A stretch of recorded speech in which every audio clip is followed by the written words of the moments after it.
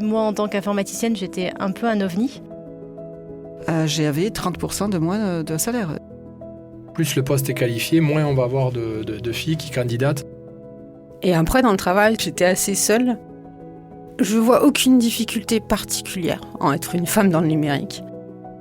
Les femmes digitales, le podcast qui met en lumière celles qui façonnent le numérique d'aujourd'hui et de demain. Programme proposé par Digital 113 et Numéum avec le soutien financier de la Fondation HG et de Septéo. Bonjour à tous, je suis Mathilde et j'ai beaucoup d'enthousiasme à vous retrouver aujourd'hui pour mettre en lumière un nouveau portrait d'une femme digitale. Aujourd'hui, nous allons rencontrer Françoise Noton-Inglis, présidente de l'entreprise Spirit à Montpellier. Françoise va nous raconter sa carrière, ses ambitions, son passage outre-Manche, son engagement associatif, le tout parsemé d'anecdotes qui vont faire vibrer ce podcast de Good Vibes. Bonjour Françoise. Bonjour Mathilde. Je suis très heureuse de t'avoir avec moi le temps d'une émission.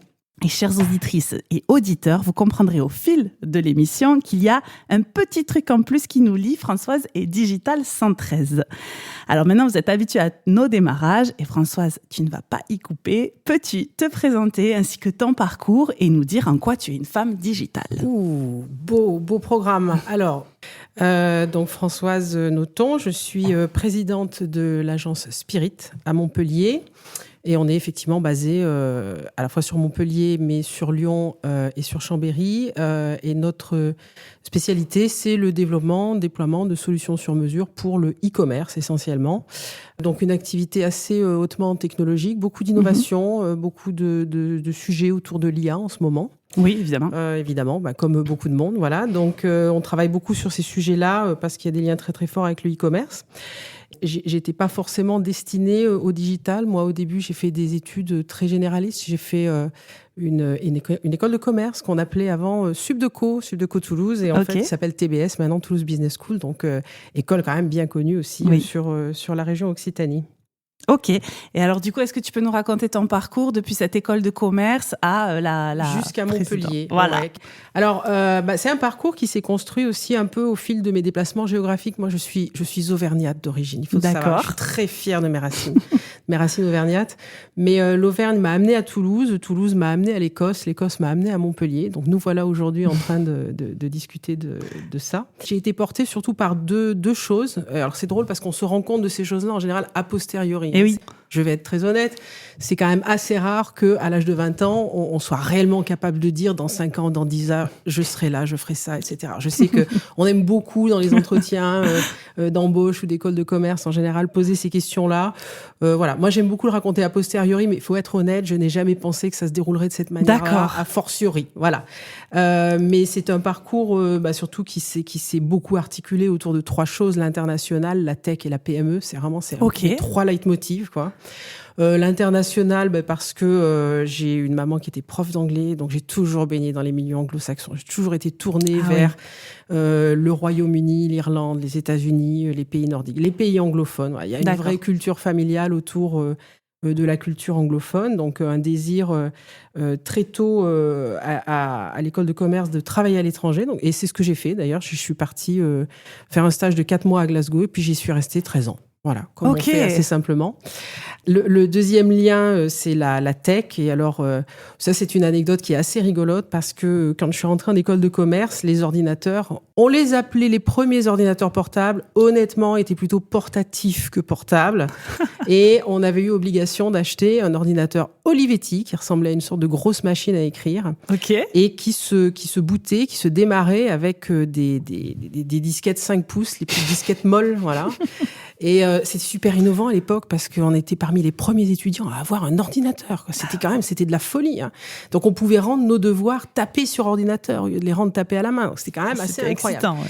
Et je me suis retrouvée avec cette machine entre les mains en me disant quand même on doit pouvoir faire autre chose avec cette machine que juste taper des choses, parce qu'effectivement si c'est pour remplacer une machine à écrire, franchement ça n'a pas énormément d'intérêt. Et donc je commençais un peu à m'intéresser au fonctionnement de cette machine, et à l'époque le système d'exploitation c'était DOS. D'accord. DOS, MS-DOS. Et donc, je suis assez, sans vraiment être capable d'expliquer pourquoi, mais assez spontanément rentrée là-dedans. Je voulais absolument comprendre le fonctionnement de MS-DOS. Et donc, j'ai appris les bases de MS-DOS, dont le fameux CD anti-slash, CD ...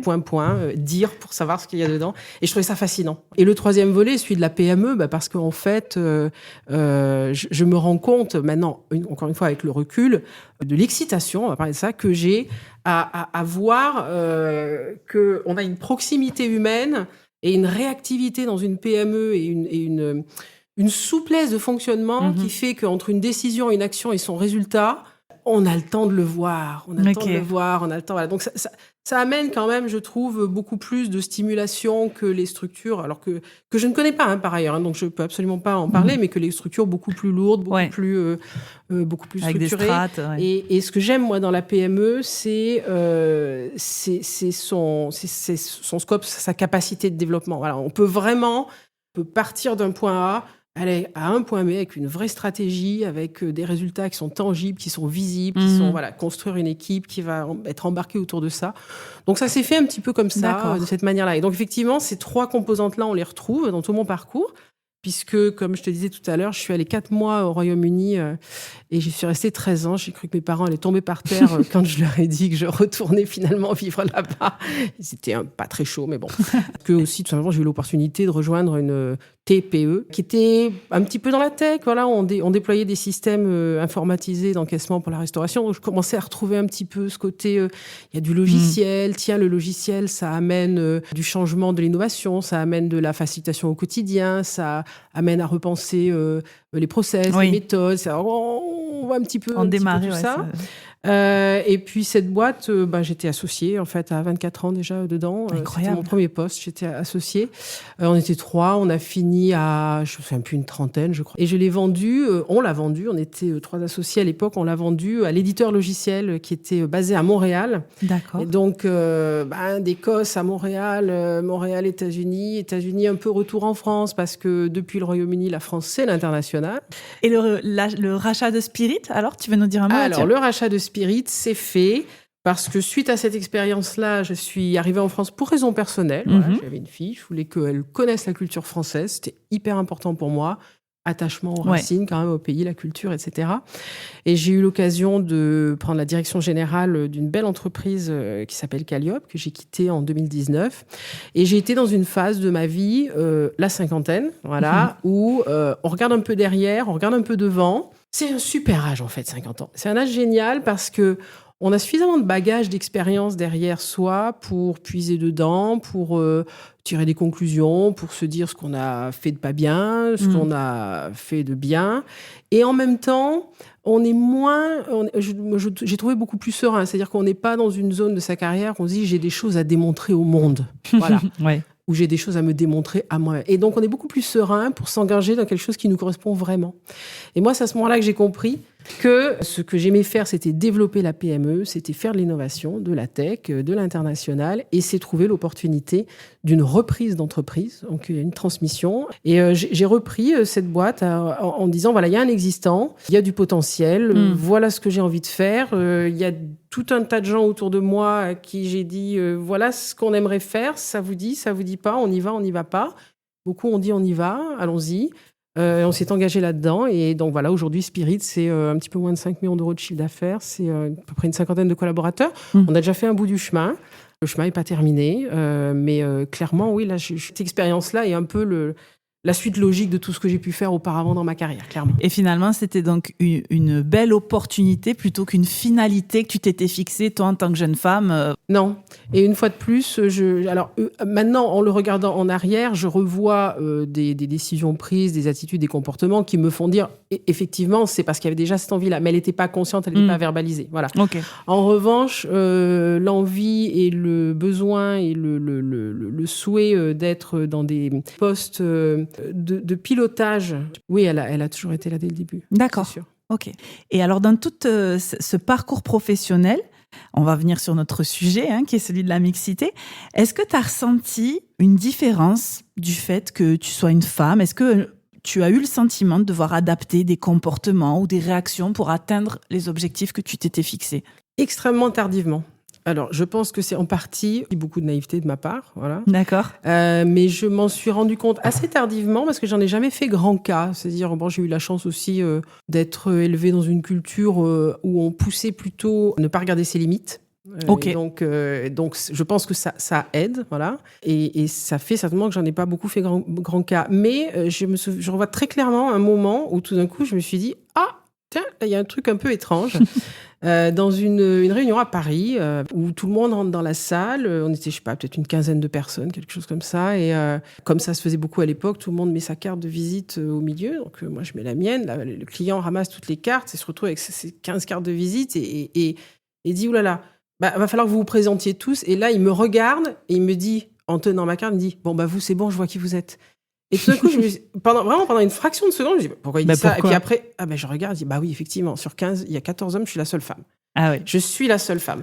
Et donc, sur le coup, j'en ai pas pensé plus que ça, mais ça m'a un petit peu fait tilt et ça a été le début, effectivement, de cette réflexion de se dire, tiens, dans des situations qui sont des situations soit de décision, soit de direction, soit de négociation à un plus haut niveau, soit, tu vois, parfois ce qu'on appelle en anglais le boys club, quoi. C'est les trucs, on est entre hommes. Ça m'a rendu un tout petit peu plus vigilante à ces sujets-là. Après, ça m'est arrivé d'être face à des gens qui ne supportaient pas d'être pilotés par une femme, mais très objectivement, ils n'ont pas beaucoup fait long feu, les pauvres. Ouais, je vois. Et alors, si on parle un peu de spirit, est-ce que, en termes d'équilibre homme-femme dans l'entreprise, comment ça se passe? Est-ce qu'en termes de recrutement, toi, tu as une vision assez définie de la parité, des candidatures qui t'arrivent, etc. Est-ce que tu peux nous dire un petit mot là-dessus? Il y a une différence, je pense, entre la vision idéale. Alors oui, si je te réponds dans une vision idéale, j'aimerais qu'il puisse y avoir une totale parité et que ce soit complètement indiscriminé. Dans la réalité, on est dans des métiers de développement informatique. Ce sont des métiers qui sont quand même encore majoritairement, sur lesquels on trouve majoritairement des candidatures d'hommes. Alors, ceci dit, j'ai eu le grand plaisir hier matin d'accueillir une femme développeuse. Génial. C'est la 3e ou 4e, je crois que nous avons.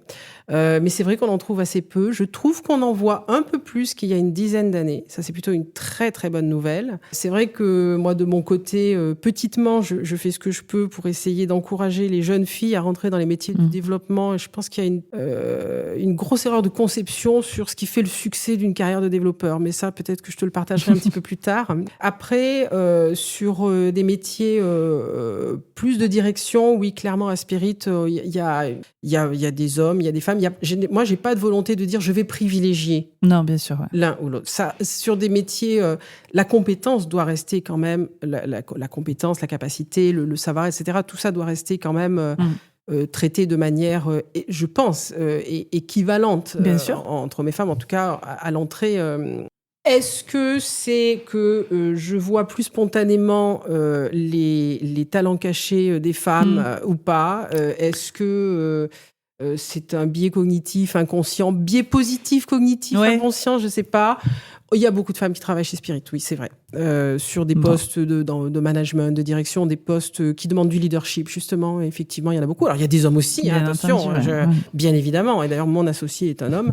Mais oui, sur les métiers techniques, on est en une grosse carence de candidatures de femmes. Voilà. Et donc là, c'est un autre sujet. Enfin, c'est vraiment un sujet qui remonte presque à la maternelle, j'ai envie de dire. Et alors, toi qui as fait une partie de ta carrière au Royaume-Uni, est-ce que il y a des choses qui sont différentes là-bas par rapport à ce sujet-là, que ce soit sur l'état d'esprit, sur l'orientation des jeunes filles vers ces carrières, sur le fameux plafond de verre dont on parle assez souvent dans l'émission. Est-ce que tu as senti une différence ? Alors, globalement, la culture anglo-saxonne d'affaires et la culture française méditerranéenne sont juste globalement radicalement différentes. Alors, ça, il faut quand même déjà bien se le dire. Et dans la culture anglo-saxonne, il y en a plusieurs. Effectivement, le Royaume-Uni, où j'ai fait la majeure partie de ma carrière, et les Américains, par exemple, déjà, à part le langage, ils n'ont rien en commun. C'est quand même deux mondes... deux salles, deux ambiances en général. Mais j'ai souvenir, très très tôt dans ma carrière, c'est-à-dire au milieu des années 90, avoir déjà été sensibilisée dans des programmes qu'on appelle maintenant RSE, qui ne s'appelaient pas RSE à l'époque, qui s'appelaient Investors in People, on appelait ça. Et donc c'est investir dans les gens. Et une partie du contenu, effectivement, était autour déjà des enjeux d'équité, des enjeux d'équilibre homme-femme, etc.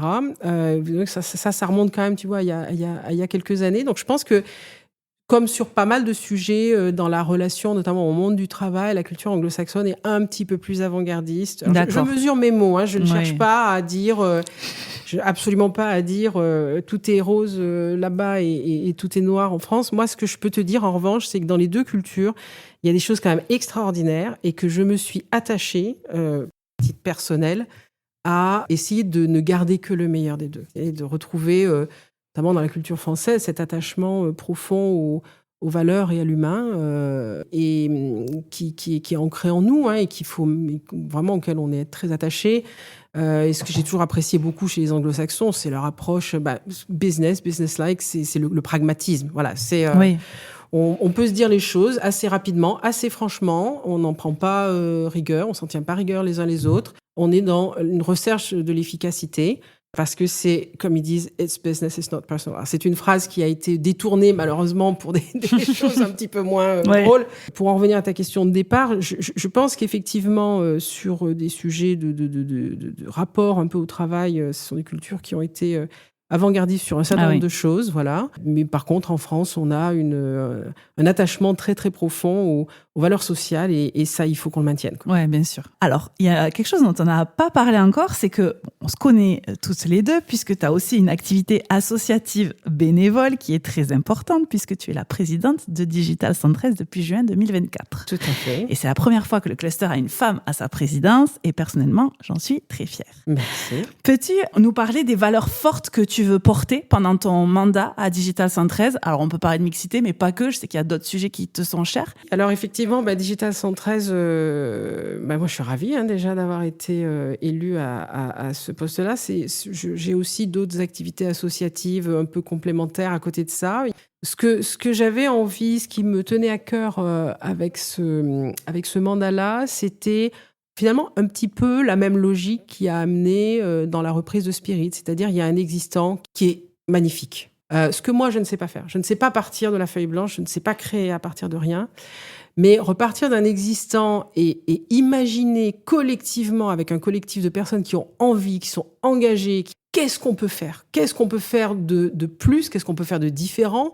Parfois, qu'est-ce qu'on peut faire de mieux ? C'est normal, c'est une continuation. Moi, je le conçois comme un cheminement. Voilà. Donc, il y a un chemin, on fait une partie de A à B. Maintenant, la partie de B à C, laquelle sera-t-elle ? J'étais tentée, je dois dire, ça me titillait un petit peu, d'essayer de casser un tout petit peu ce code organisationnel qu'on retrouve dans beaucoup d'associations, qui est très vertical, avec un président, une présidente, un vice-président, une vice-présidente, etc. Ouais. Et puis voilà, cette verticalité-là, qui moi ne me convient pas, qui est vraiment héritée de ma culture anglo-saxonne, de retrouver un petit peu plus de transversalité. Pourquoi ? Parce que la transversalité et la puissance de l'intelligence collective, elle amène à démultiplier complètement les moyens et donc du coup le potentiel et les résultats. Et donc l'idée c'était un petit peu ça, c'était de continuer à capitaliser sur ce fonctionnement collectif qui était déjà très présent, très ancré dans Digital 113 et d'essayer de l'amener peut-être encore un petit peu plus loin que là où elle n'était. D'accord. Et avec ce volume d'activités, donc puisque tu as Spirit, tu as plusieurs activités bénévoles. Oui. Comment tu préserves ton équilibre avec ta vie personnelle ? Alors, il faut quand même dire que j'ai mis des années à le faire. Ça, faut quand même être honnête aussi. Oui. Pendant des années et des années, il n'y en avait pas d'équilibre. Il faut être quand même assez honnête là-dessus. Et quelque part, c'est assez cohérent. Je pense que quand on démarre une carrière, si on a des envies, on a des ambitions, faut se donner les moyens, voilà. Bon, mais je pense que le point de départ de ça a été la prise de conscience que dans ma tête, le personnel est prioritaire à tout le reste. C'est-à-dire tout ce qui concerne ma famille, tout ce qui concerne des sujets de santé, des sujets de détente, de repos, etc. Ça prend le pas sur le reste. Et donc, à partir du moment où on est ultra au clair là-dessus, les arbitrages entre ça je fais pas viennent assez spontanément.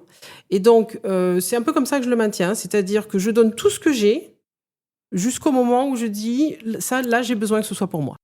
Il faut dire aussi que des engagements associatifs comme Digital 113, je suis conseiller du commerce extérieur de la France également et j'accompagne une composante de l'Université de Montpellier qui s'appelle Montpellier Management, MoMA. Donc, je suis présidente de leur conseil d'institut. Donc, ça fait un petit trio de sujets. On les retrouve d'ailleurs, la tech, l'éducation et l'international. Donc, on retrouve un peu ces trois piliers-là.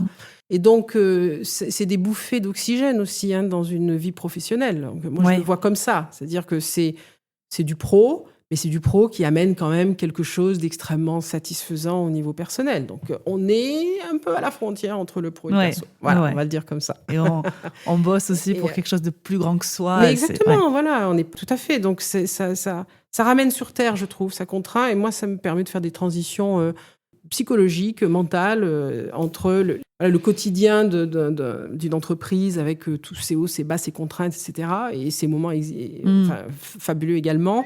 Et les moments où je quitte ma casquette, je rentre à la maison, je suis une maman, je suis une épouse, je bricole, je fais mon jardin, enfin, je suis moi, quoi. Voilà. Disons que je n'ai pas de doute sur qui je suis moi. C'est peut-être la réponse que tu cherchais. Et moi, je ne me définis pas par mon travail. Voilà. Ouais, non, c'est important de le dire. Qu'est-ce que tu voudrais dire à des personnes qui peuvent nous écouter et qui hésitent peut-être encore à se lancer dans une carrière dans la filière numérique ? Première chose, je pense que ça, c'est pas nouveau. Je pense qu'aujourd'hui, personne ne peut faire l'impasse d'un apprentissage numérique, quel qu'il soit. Voilà. Ensuite, il y a quand même beaucoup de métiers dans le numérique. Donc peut-être déjà comprendre un peu quels sont les différents métiers et en quoi ces métiers-là peuvent résonner avec des appétences des uns ou des autres. Mais je voudrais revenir plus précisément sur la question du métier du développement informatique. Moi, je trouve que c'est un très, très beau métier. C'est un métier qui ne se fait pas seul. J'ai pu remarquer quand même que assez souvent, les meilleurs développeurs sont des gens qui ont un profil que je vais appeler extrêmement créatif. D'accord. Ce sont des gens qu'on retrouvait avec des passions de type théâtre, musique, des passions complètement éloignées de l'image qu'on peut se faire du développement informatique, où on imagine la personne au fond de son garage avec son casque sur les oreilles, qui sort de son fauteuil que pour aller chercher du café. Voilà. Le cliché. Bon, le cliché. Mais je vais faire un parallèle avec le monde de la musique.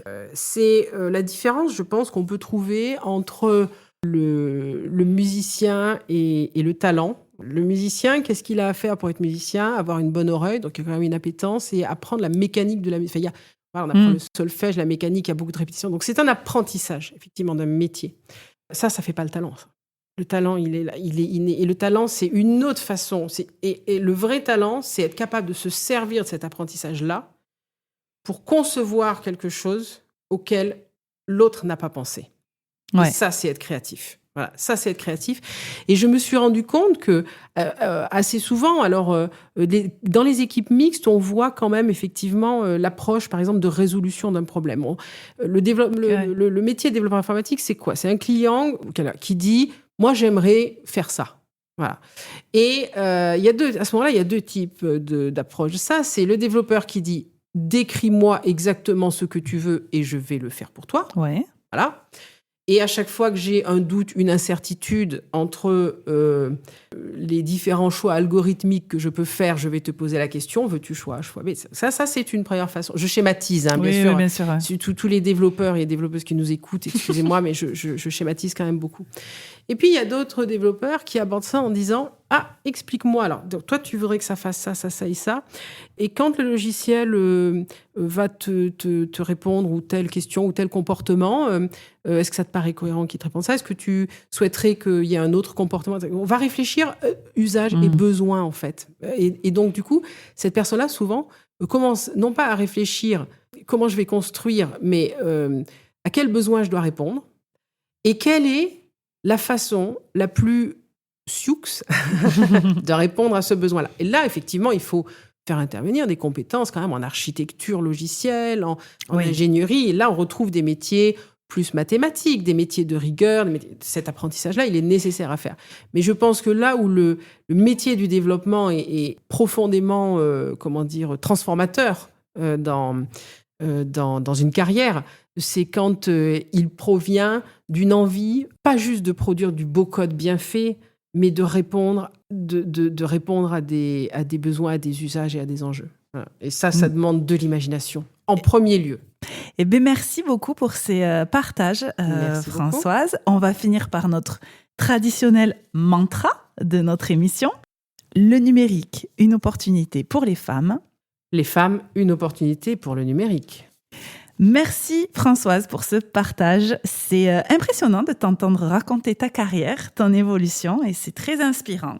Le message est clair, concentrons-nous sur nos objectifs de carrière en gardant en tête ce qui représente l'essentiel pour chacun de nous et faisant une force du genre féminin, oublions les clichés et les stéréotypes. Absolument, la vérité est toujours dans le juste milieu. Merci Françoise et à très bientôt pour une prochaine émission des Femmes Mathilde. Digitales. À bientôt. C'était Les Femmes Digitales, un programme imaginé par Digital 113 en partenariat avec Numéum. Nos témoignages sont disponibles sur toutes les plateformes de streaming audio et sur digital113.fr.